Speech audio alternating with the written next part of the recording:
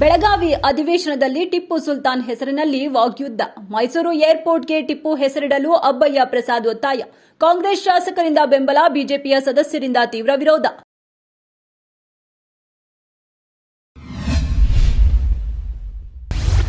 ವಿಕೃತ ಮನಸ್ಸಿನ ಮಹಿಳೆಯೊಬ್ಬಳು ತನ್ನ ಅತ್ತೆಯ ಮೇಲೆ ಹಲ್ಲೆ ಮಾಡಿದ್ದಲ್ಲದೆ ಆಕೆಯ ಪುಟ್ಟ ಮಗಳ ಕೈಯಿಂದಲೂ ಹಿರಿಜೀವದ ಮೇಲೆ ಹಲ್ಲೆ ನಡೆಸಿದ್ದಾಳೆ.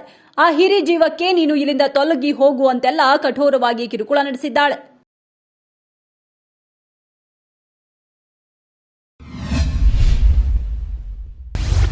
ಸಂಸತ್ನಲ್ಲಿ ಲೋಕಸಭೆ ಕಲಾಪದ ವೇಳೆ ನಡೆದ ದಾಂಧಲೆಯ ಮಾಸ್ಟರ್ ಮೈಂಡ್ ಲಲಿತ್ ಝಾ. ಸಂಸತ್ ಮೇಲಿನ ದಾಳಿಯ ಯೋಜನೆ ರೂಪಿಸಿದ್ದು ಹೇಗೆ ಎಂದು ಬಾಯ್ಬಿಟ್ಟಿರುವ ಆರೋಪಿ.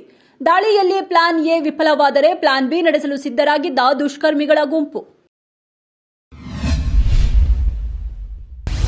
ನಟಿ ಅನುಷ್ಕಾ ಶರ್ಮಾ ಮತ್ತು ಕ್ರಿಕೆಟರ್ ವಿರಾಟ್ ಕೊಹ್ಲಿ ಅವರು ಎರಡನೇ ಮಗುವಿನ ಆಗಮದ ನಿರೀಕ್ಷೆಯಲ್ಲಿದ್ದಾರೆ. ಅನುಷ್ಕಾ ಶರ್ಮಾ ಅವರ ಬೇಬಿ ಬಂಪ್ ಫೋಟೋ ಹರಿದಾಡುತ್ತಿದೆ. ಎರಡನೇ ಮಗು ಪಡೆಯುವ ಉದ್ದೇಶದಿಂದಲೇ ಅನುಷ್ಕಾ ನಟನೆಯಿಂದ ದೂರ ಉಳಿದುಕೊಂಡಿದ್ದಾರೆ.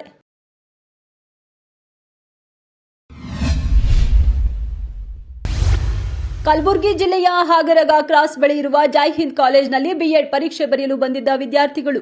ಈ ವೇಳೆ ಆಡಳಿತ ಮಂಡಳಿ ಪ್ರತಿ ವಿದ್ಯಾರ್ಥಿಗಳು ಹೆಚ್ಚುವರಿಯಾಗಿ 2,000 ರು ನೀಡುವಂತೆ ಹೇಳಿದೆ. ಹಣ ನೀಡದಿದ್ದರೆ ಪರೀಕ್ಷೆ ಬರೆಯಲು ಅನುಮತಿ ನೀಡುವುದಿಲ್ಲ ಎಂದಿದೆ.